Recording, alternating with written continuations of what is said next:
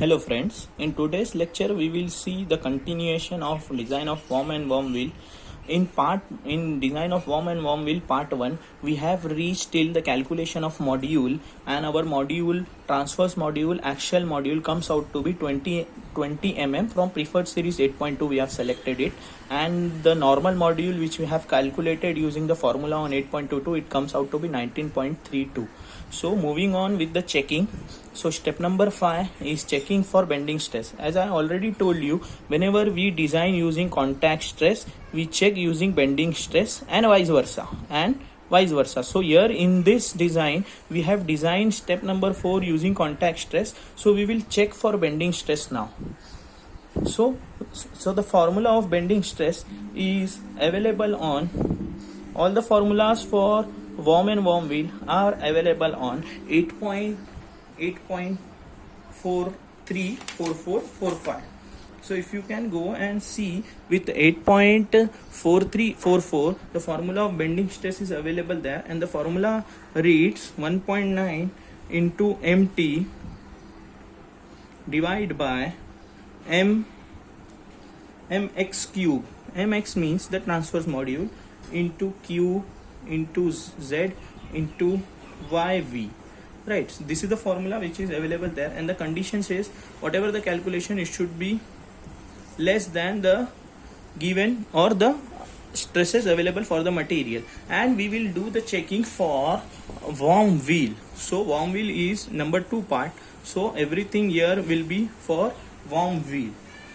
So in this formula we are not having mt, we have mq already given, q we have taken, z2 we have, and yv2. So we need to first find out the value of mt for the worm wheel, and then the value of yv, that is the Lewis form factor, substitute and get the value of bending stress. So we have the formula of torque calculation as power is equal to 2 pi nt upon 60. So this is the formula. If we substitute all the values of power, that is design power, in kilowatts, so in watts it is this much into 60 upon 2 into pi, and the speed given is 96 rpm. So after substituting we get the torque, and it comes out to be 1.42 into 10⁶ Newton mm. This we have calculated in Newton mm. This is our torque, right? So this is our torque. Now we want to get the value of yv2, right? So yv2, it is available directly on PHG 8.52. there is one table for 20° pressure angle, and for the number of teeth available with us, if we see there, we will get the value from the table as 0.392. This is the value of capital yv2, right?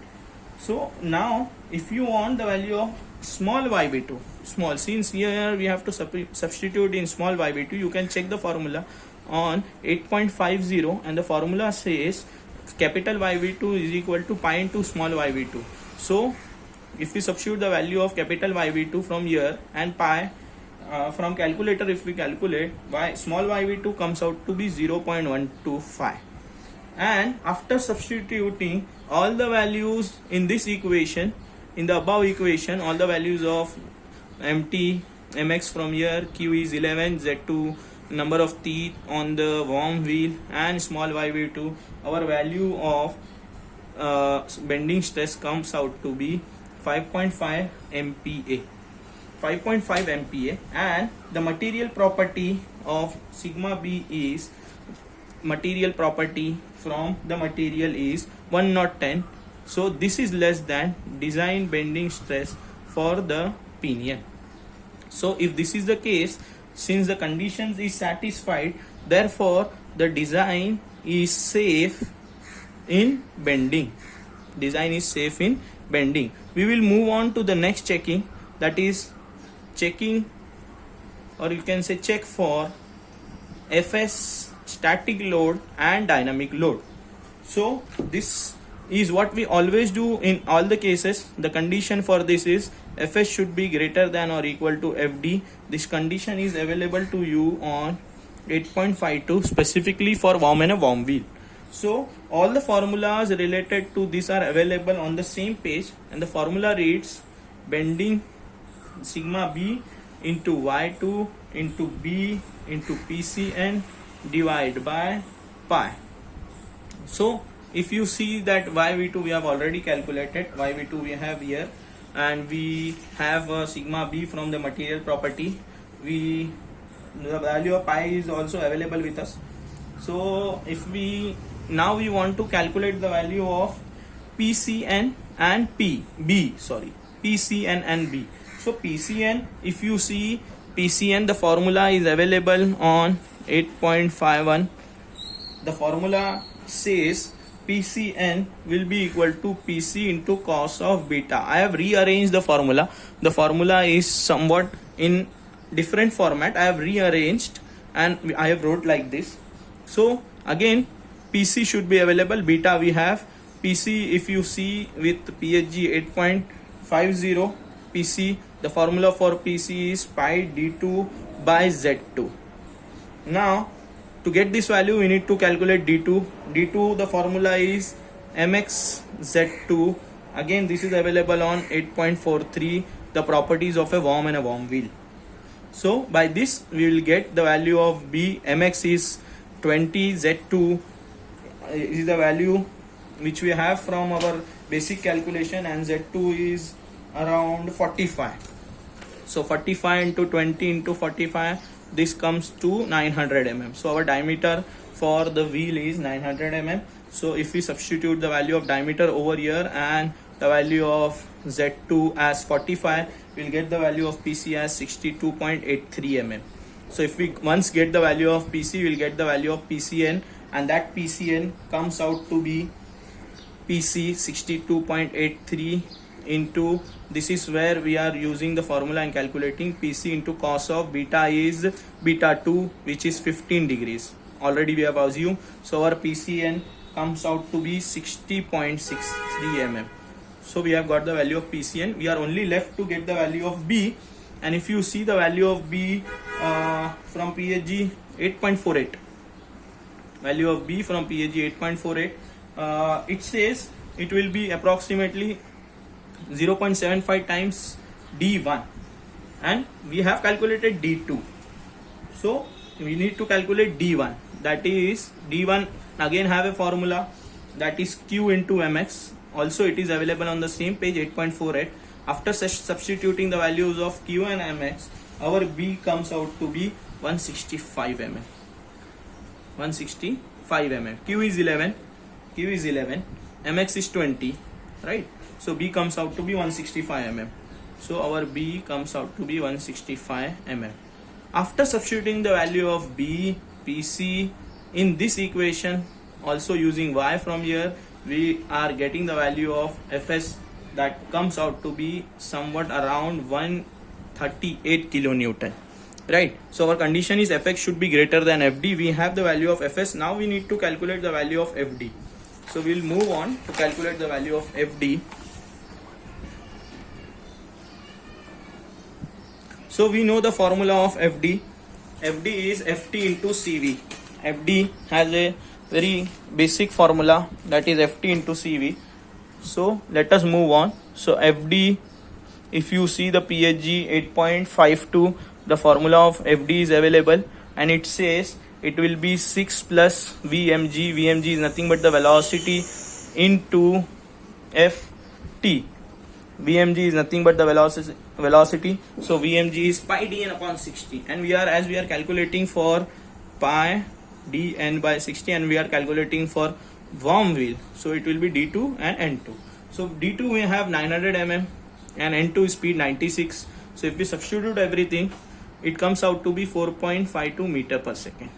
So this is what we are getting the value of velocity in meter per second. We have converted it, and we know the formula of Ft, that is power upon velocity. We have a power, design power, somewhat 14.3 kilowatt upon velocity 4.52. So our Ft comes out to be 3.16 kilonewton. We have Ft, we have velocity. Substituting all the values in the equation of Fd, here in the equation of Fd we get Fd that comes out to be 5.55 kilonewton, and our Fs is 138 kilonewton. Therefore Fs is greater than Fd, so design is safe in this checking. Now we'll move on to the next checking. The next checking is checking for wear. So check for wear load, that is Fw. Again the condition is Fw should be greater than or equal to Fd. We have the value of Fd, we just need to calculate the value of Fw, and Fw value formula is again there on PSG 8.52, and the condition is also there on PSG 8.52. It is dg b kw, right? dg b and kw. So we have the diameter we have the diameter as 900 mm. We have the b all with us, that is 165 mm, and we need to just get the value of kw. And if you see on PSG 8.54, the value of kw is available. On PSG 8.54, the value of kw is given as 8.8 kgf per centimeter square, but as we are doing it in Newton per mm square, this value get transferred into 0.88 Newton per mm square or MPa. They both are equal. After substituting all the values of dg, b and kw in this equation, we get the value of Fw around 130.68 kilonewton. So Fw is 130, Fd is 5.5, so condition is satisfied. Therefore design is safe in wear. Now an additional step of thermal checking. Thermal checking is to be done in case of a worm and a worm wheel. Rest all checking are same as we did for helical gear, bevel gear and spur gear. But now in case of a worm and worm wheel, since the reduction ratio is too much, we need to check for thermal checking. And if you go to the condition of thermal checking on PSG 8.52, it is written that your HD should be greater than or equal to Hg. HD means heat dissipated, Hg means heat generated. Heat generated inside the system should be less than heat dissipated from the system. So if you can see with the formulas again on PSG 8.52, all the formulas are available. We will first check how much heat is getting generated in the system and how much is the dissipation capacity.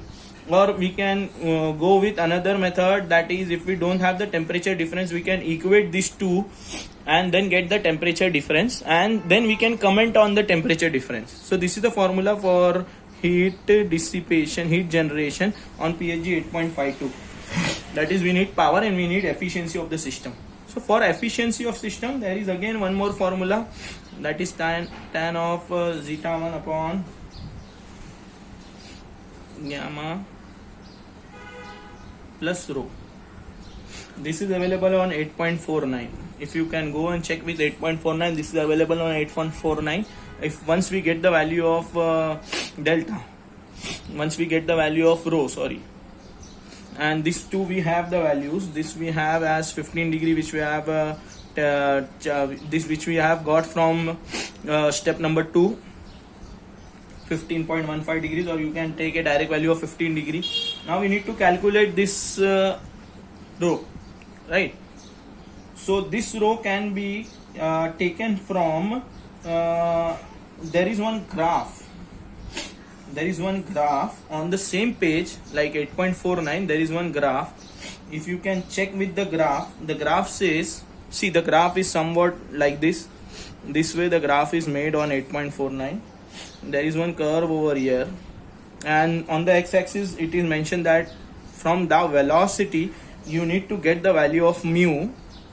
The value of mu is on y-axis, and the relation between mu is tan of, this is the relation, rho. Once we get the value of mu from this graph, we can get the value of rho by using tan inverse of mu, friction. So if you see with this graph, we have a velocity of 4.52, right? And if you check with that, with the velocity of 4.52, 4.52, it is going outside the graph for 4.52. So somewhat outside the graph, if you check the value of u or take the minimum value, the minimum value is 0.03. We are just reducing a some value, and we are taking the mu from here.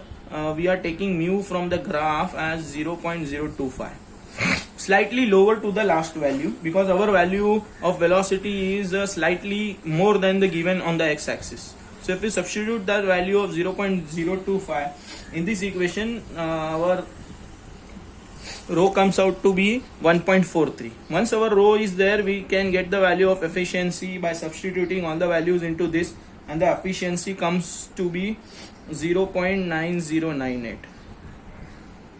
This is in fractions, so that means if this is the case, our efficiency in percentage will be 90.98. So if we substitute the value of efficiency into the equation of Hg, we will get the value of Hg 1 minus 0.9098 into the power of 14.3. 1 minus 0.9098. This is the reduction in your efficiency into 14.3 kilowatt. So our Hg comes out to be 1.3 kilowatt. 1.3 kilowatt. Right. So this is in kilowatt. If you want this value to be in kgf meter per minute, if you want this in kgf meter per minute, so you need to go for kgf, that is divide by 10, Newton to kgf divide by 10, and for minutes, see, kilowatts is nothing but Newton meter per second, right? Newton meter per second. So Newton to kgf divide by 10, meter as it is, per second means you have to divide by divide by 6, multiply by 60 for minute. So by this you will get Hg in kgf meter per minute. So now moving on to get the value of heat dissipated. This is heat generated. If you can see the formula for heat dissipated, heat generated, we have got, it says SCR into A into delta T. This formula is again there on 8.52, and also formula of A is there, that is 57.2 times A into 1.7. this is in centimeter square. A is nothing but your center distance, which we have got as 527.8 mm. This is the center distance which we have already calculated in step number 4, calculation of module. This is in centimeters. So if you substitute everything over 52.78 into this equation, you will get the value of A as 48314.73 centimeter square. This is in centimeter square, right? And SCR, the value of SCR is available on 8.54. if you see carefully, it is 0.145 kgf meter per centimeter square minute degree Celsius. This is the value of SCR. Now, as we don't have the value of delta T, what we can do is we can compare Hg is equal to Hd. We can compare this, and since the condition is heat dissipated should be greater than or equal to, so we are taking the equal to sign and equating and getting the value of delta T, change in temperature. So we already have Hg, that is 1.3 into 10⁻³ watts, right? It is in watts, but we want it in kgf meter per minute. So we have already done the conversion into 60 divided by 10. This is our conversion, right, in watts. And Hd, we can substitute these values, right? So Hd is 0.145 SCR into A, 48314.73 into delta T. So once we solve this, all this, we will get the value of delta T, and the delta T comes out to be 1.11 degrees Celsius. And delta T is nothing but change in temperature, that is housing temperature minus ambient temperature.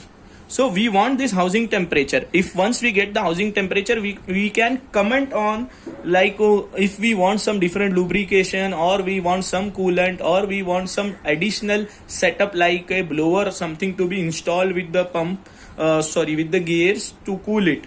So delta T we have 1.11, that TH we need to calculate, and ambient temperature we can assume the ambient temperature as 30 degrees. So ambient temperature is 30 degrees. So our housing temperature comes out to be 31.11 degrees Celsius. So this is our housing temperature which we were supposed to calculate. And what we can comment on this is, since the housing temperature is less than 60 degrees. If the housing temperature is less than 60 degree, there is no need of external coolant. There is no need of any external coolant. So what is the case is, if this temperature goes beyond, housing temperature goes beyond 60 degree, then we need to provide some type of coolant, some lubricant, or a blower it can be, right? So if this only statement we need to write, the rest can be done by some specific persons or some engineers who are dealing with the housing. So this is what we were supposed to do in our step thermal checking. We need to check with the temperature and give our suggestion whether to we use a coolant or not, either a coolant or a blower. So in the very next step, what we need to do is, as we always do, that is the last step, that is the construction detail, like how we will be designing the worm and the worm wheel, and the principal dimension of the entire worm and the worm wheel. So for principal dimension, what you can do is, you can go to 8.43 and 8.44, and from there you can make a list of 5-6 dimensions in that. So this is as usual we used to do. You can do it easily from this. You just have to make a list of 4-5 components and write the dimension. For construction detail, what you need to do is, you need to go for construction of a worm, check with the diameter, and diameter range comes up to 100, then it is a integrated type of construction. If it goes from 100 to 200, then dish type construction or a web type construction. And if it goes beyond 200 mm, up to beyond 200 mm, then it is arm type construction. So if you can see with your diameter 1, it is coming to be 220 mm. We have already calculated. So it is going beyond 200. Then for a worm, the type of construction will be arm type construction. And for a worm wheel, if you go and check with the diameter is coming to be around 900 mm. So again it is going beyond 200, so it will be again arm type construction. So for both the worm and worm wheel, we are using arm type construction. And for the principal dimension, you can go with 8.43, 8.44. Also you can see with problems on numericals on spur gear and helical gear. Okay, thanks for watching.